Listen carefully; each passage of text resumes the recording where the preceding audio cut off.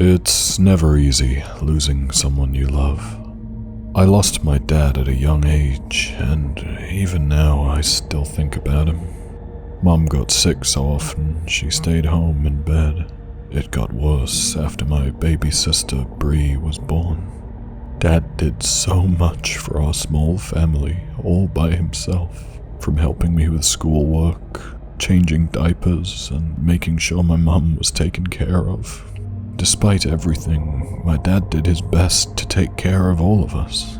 I was 11 years old when our life turned completely upside down. My dad worked as a car salesman at a local lot, so while we were both away, he had hired an older lady named Anna who lived nearby to help take care of my mum and sister. I'd come back from school in the afternoon to relieve Anna of her duty and to take care of Bree until Dad came home. Every now and then, Mum would come out of her room to check on us, but I'd urge her to return to bed. One afternoon, I came home to see my mother rocking Bree in the living room. Mom, where's Anna? I asked her as I slowly stepped in her direction. Mum was frail and so skinny you could easily see her bones through her pale skin. Her eyes were a dull, milky blue. Whenever you looked into them, it was as if she was looking through you rather than at you. Mum slowly turned her head towards me and whispered. Her voice was so soft I had to lean in closer to hear. Everything is fine. Told Anna to go home. I let out a sigh. Mum wasn't in any condition to be alone for too long, especially with the baby. I walked around the couch to grab Bree from her, but stepped back when I saw Mum's grip tighten on her. Bree began to stir and whimper in her arms. Mom, you need to go back to bed. Let me grab her from you. I told her reassuringly. Dad will be home soon. We're fine. That was when I saw her eyes dart towards me and turn to a sharp glare. He's not coming home, she said. Her soft voice was so emotionless as she said that, and to be honest, it took me aback. What do you mean? I asked, but she didn't give me an answer. Mum handed Bree over to me and slowly got up to return to her room upstairs. I stood there, confused for a moment. What she said had worried me, so with Bree squirming in my arms, I stepped towards the kitchen to our landline phone to call my dad at work. I dialed the number, and after a few rings, he responded. What's up, sport? His happy voice quickly calmed me down, and I asked when he would be coming home. Oh, that's weird. My dad told me with a bit of worry in his voice. I'm going to be running a bit late, but not too long. He assured me that everything would be okay. Remember, while I'm gone, you're the man of the house. I carried on the rest of the afternoon like normal, made sure Mum had taken her medicine, Bree had her milk, and I finished my homework.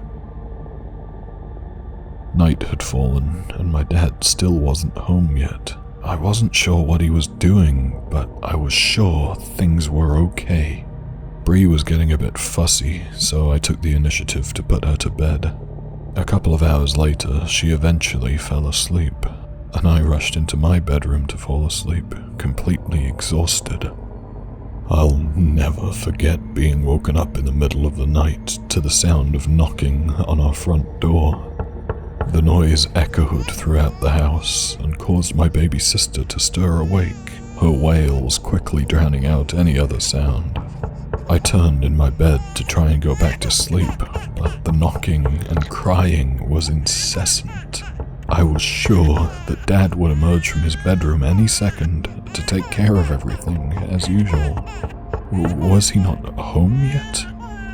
I got out of bed as quickly as my drowsy body would allow and staggered towards the front door. I awoke from my daze as I noticed the flashing of red and blue lights through the windows.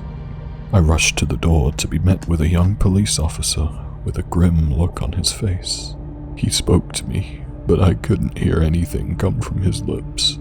My heart sank, and I turned to see Mum standing behind me, holding my baby sister, with a blank expression plastered on her face. My dad had gotten into a car accident on his way home from work. Apparently, he began to swerve and almost hit a semi-truck. He very narrowly avoided the collision, but slammed into a ditch at the end of the road. My dad passed away just a couple hours ago in the hospital. I felt everything start to spin as the officer explained everything to us. His voice, Bree's cries, and my heavy breathing all sounded muffled in my ears. I refused to believe my dad had died up until the day of his funeral. I sat front row among a crowd of friends and family members staring at a glossy dark brown box containing my dad's body. I could hear the whispers of the other attendees, all of them expressing their concern over my family. Resentment began to fill my heart, but I couldn't allow myself to cave in. The last words my dad told me rang in my head. Remember, while I'm gone, you're the man of the house. A few days after the funeral, after all the people had given us their condolences, we were left there in that home, just the three of us. What was once a jovial and bright home was now filled with an oppressive air of sadness and worry. Dad had apparently left a good bit of money with us, on top of life insurance. I was too young to worry about the finances, but I did worry about the state of our household without anyone working. One step at a time, I just had to focus on taking care of my mum and Bree. I finally went back to school. I haven't seen her in a while, but surely Anna would come by and take care of Mum and Bree while I was away. As soon as I hopped off the school bus and entered my home, I was greeted with Bree's cries. I ran upstairs to find her lying on the floor, the curtains pulled tightly over the windows, and my mum standing over her. I rushed to my baby sister's side, scooping her into my arms while the carpet burned my knees. I shushed her until she slowly but surely became at ease. It only took a couple of minutes, and I looked up at my mum. I could barely see her face that was shrouded by her long blonde hair. One pale blue eye peeked through to stare at me as I shouted to her. Mom, what's going on? But she continued to just stand there. I broke the awkward silence to ask her where Anna was. Her voice was shaking under her breath. She won't be back. She stuttered. What did she mean? I asked her what she meant, but suddenly her body fell and she was at my eye level. I could hear her mouth slowly open, and I saw through her hair a big, toothy grin. Mummy is here, she spoke through her teeth. It unsettled me. What I heard didn't sound like my mum at all. The voice that came from my mum was low and deep, almost like a man's tone. I just sat there, frozen, holding Bree while my mum quickly stood up and walked back to her bedroom. I listened to the sound of her footsteps receding, followed by the sound of her door closing. I gasped for air. I didn't realize at that moment I was holding my breath. My hands were shaking, and I felt sweat drip down my nose onto my sister. Bree looked up at me with eyes wide and giggled. Maybe I was just overthinking things. I finished the rest of the night with the usual routine of feeding Bree some formula and made myself a big bowl of cereal. After giving Bree a bath, I set her down to play for a bit and went to our phone. Anna's number was written to the side in case of emergencies. I dialed her number and waited for her to respond. Nothing. I waited a moment and called again. Nothing. Who are you calling? A deep, gruff voice suddenly came from behind me. I turned to see Mum standing there. I was just calling Anna to see if she would come watch you two tomorrow, I answered. She reached out and grabbed my hand that was holding the phone and slammed it back into its base. My mum peeked at me through her hair, and that deep voice came out again. No need. Mummy is here. A chill ran down my spine, and I stood there like a deer in front of headlights. My mum gripped onto my hand tightly. It started to ache a bit. What's wrong? Let go, Mom, it hurts. I told her. My voice was shaking. She kept her hold tightly over my hand. All I could do was stare at her until she finally spoke again with that low voice. We don't need anyone else. Suddenly, Bree let out a sharp cry and my mum finally let go of me. I ran over to the pack and play where I placed my sister. I turned to see my mum go walk towards the stairs to her bedroom. It was hard for me to fall asleep that night. The sound of that voice kept popping up in my head. I lay there on my bed and stared up at the darkness of the ceiling. I was worried about tomorrow and thought about going to Anna's house to check in on her. I whispered to myself to help drown out the voice in my head. You're the man of the house. You're the man of the house. You're the man of the house. I eventually drifted off to sleep. In the morning, I awoke to the sound of Bree giggling from the living room. I went downstairs to find my mum shaking a rattle at her and laughing along with her. I couldn't express to you the shock I was in at what I was seeing. It was as if she was normal. I warily made my way to them, and sure enough, it was my mum playing with the baby. I let out a sigh of relief. Maybe my mum was mourning. It was going to take some time to adjust. Oh, hey, honey. She spoke in her usual soft voice. Come here. She slowly outstretched an arm, and I gave her a tight hug. Maybe I was overthinking things. Mom, are you all right? I asked. She looked at me with a puzzled look on her face. Of course, honey. I just feel a bit off. Haven't been taking my medicine lately, she told me. That made me feel nervous. Dad always made sure that she took her medication.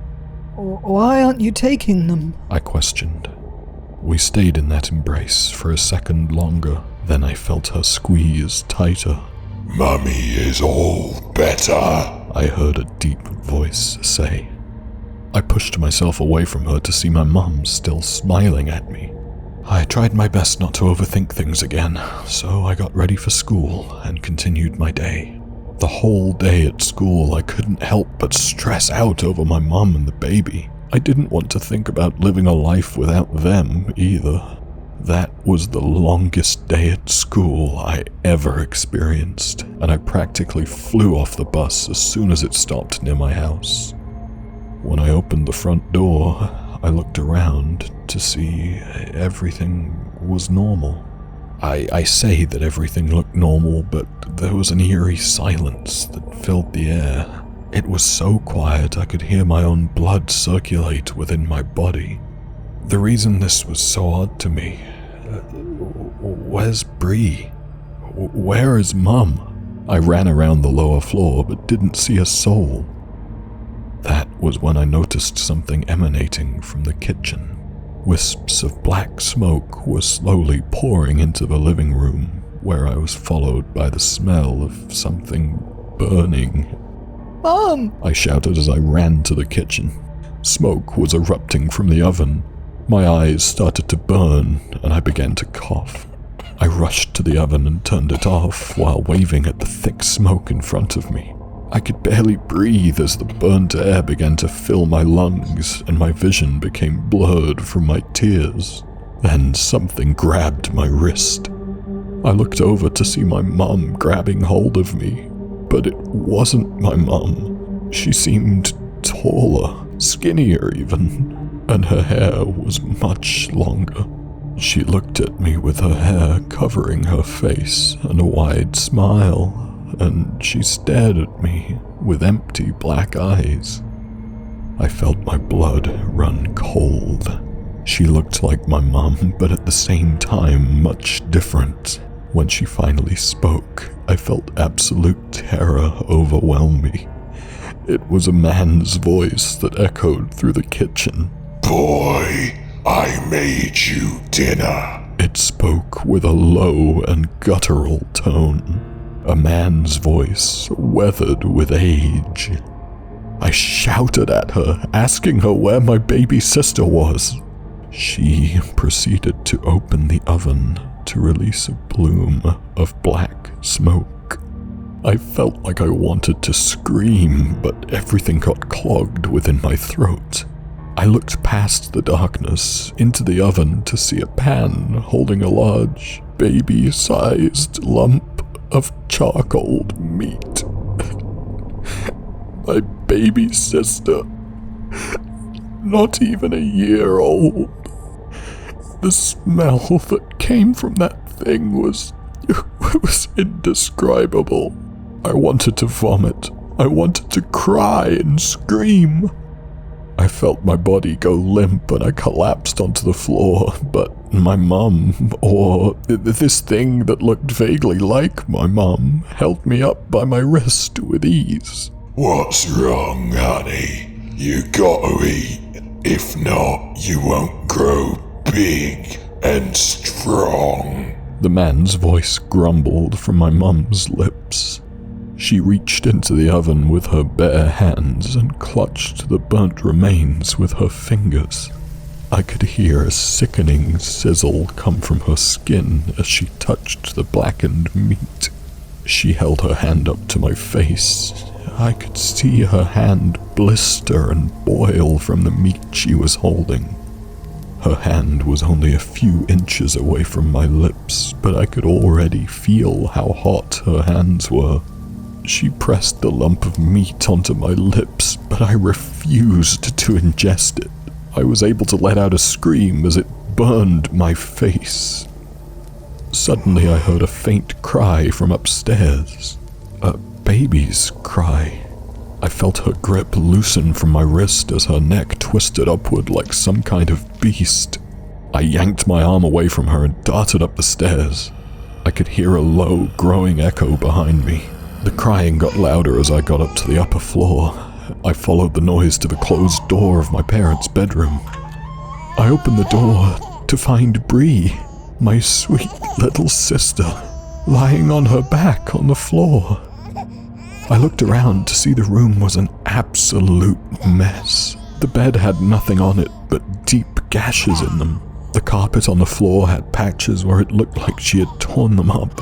The ceiling fan was completely broken. There were an assortment of pills scattered around the floor, and the white walls had dark brown streaks on them. I slammed the door behind me and locked it, scooping Bree up into my arms. Mum began to slam onto the door. The door shook and cracked with each blow. Honey! The man's voice boomed from behind the only thing that separated her from us. I could see the wood dent and break as she continued to bang on the door. Bree began to cry loudly, and all I could do was squeeze her tighter and cry with her. I begged and pleaded for her to leave us alone. That was when a deep laughter erupted, and that voice, that damn voice called out to me. Aren't you supposed to be the man of the house? It said mockingly. Please go away! Please go away! I yelled through Bree's screaming. Then a man's voice called out from downstairs. Hello? We got a call about a fire. A man called out. My mum, from just beyond the door, let out a low growl. Then I heard her footsteps rush down the stairs like some kind of animal. A man's yell could be heard. What the fuck? Then, absolute silence. I just sat there in the corner of the bedroom, holding Bree in my arms. I couldn't do anything else but sit there in fear as she cried. A few moments later, a knocking could be heard from the door. A soothing man's voice came, and they told me that they were a police officer. I opened the door to see a young officer, actually the same one that came to see us that night my dad had passed. He saw the state we were in and quickly rushed us out of the house. The rest of the events are a bit hard to explain, but I'll try my best to describe what I can. First off, my mum was never found. The fireman who was downstairs at the time said he saw something rush past him on all fours out of the house. Second, they ended up finding Anna. She was found dead in her home. She had been gone for a long time. They estimated her time of death to be the day that my father had died. Bree and I ended up bouncing around between relatives for a while until my uncle from my dad's side was finally able to get a hold of us and take care of things. I had asked my family if they knew anything about my mum, how sick she was, what was she sick with. Unfortunately, I was left with more questions than answers, but I try not to dwell on it. When I got a bit older, I tried to find her, though I couldn't find a damn thing. Maybe my mum was just really sick. I think there was something much worse. I looked deeply into demonic possessions, but after reading what I found, I kept on remembering that voice. I couldn't do it anymore, so I just left it alone. Oh, and in case you are wondering, it's been years since that happened. We're okay. Bree is fine. She was too young to remember anything that had happened, and I'm so glad she doesn't. But every now and then, I'll still remember my mum, my dad, that voice.